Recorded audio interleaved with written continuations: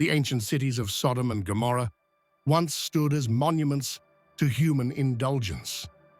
Their streets teemed with a prosperity that bred profound moral decay.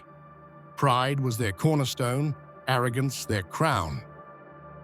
Violence was commonplace, and the cries of the afflicted were drowned out by the clamor of self-gratification. Lust, in its most perverse forms, became their public spectacle, a defiant rejection of divine order.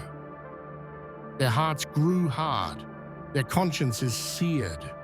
They reveled in their transgressions, believing themselves beyond accountability, beyond the reach of any higher power. Yet, amidst this spiritual wasteland, one man still clung to the fading embers of righteousness. Lot, a sojourner in their midst, remembered the covenant, the ancient ways of justice and hospitality. His soul was vexed daily by the lawless deeds he witnessed. He stood as a solitary beacon, a silent testament to a truth the cities had long forgotten. Then from the heavens came a final, desperate intervention. Two celestial messengers, veiled in human form, descended into the heart of the doomed cities. They came with a stark, terrifying warning. Judgment was imminent. The outcry against Sodom and Gomorrah had reached the very throne of God, and their iniquity was complete. The people, however, met these divine emissaries with scorn and aggression. They mocked the messengers of heaven, just as the Watchers once defied God long ago, challenging his authority. Their laughter echoed through the night, a chilling symphony of disbelief and defiance. They were blind to the precipice upon which they stood, deaf to the thunder of impending wrath. As the first rays of dawn pierced the eastern sky, the heavens opened not with light, but with fire. Brimstone and flame rained down a torrent of divine judgment. The earth trembled and the very air ignited. The cities that had so brazenly defied their creator became a roaring inferno, consumed in an instant. Their towering structures, their bustling markets, their opulent homes, all were reduced to ash and smoke.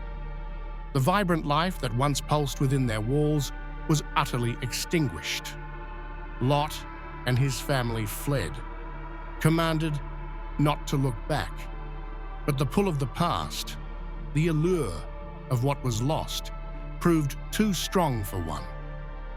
Lot's wife turned a final longing glance at the world she knew. In that moment, she became a pillar of salt, a stark monument to the danger of clinging to what God has judged. The world Lot knew was gone, a landscape forever scarred, a testament to the irreversible consequences of unrepentant sin. The smoke ascended like the smoke of a furnace. Sometimes mercy manifests as destruction. God, in his perfect justice, must remove what corrupts his creation, what threatens the very fabric of moral order. This act was not merely punishment, it was a profound cleansing. It was a declaration that sin, unchecked and unrepented, carries an ultimate, devastating cost. It served as a terrifying example, a perpetual warning etched into the very landscape of human history and divine revelation. The ashes of Sodom and Gomorrah whisper a timeless truth across the ages. They speak of a God who is both righteous judge and merciful redeemer. They remind us that while the fire of judgment consumes evil, it also refines the faithful.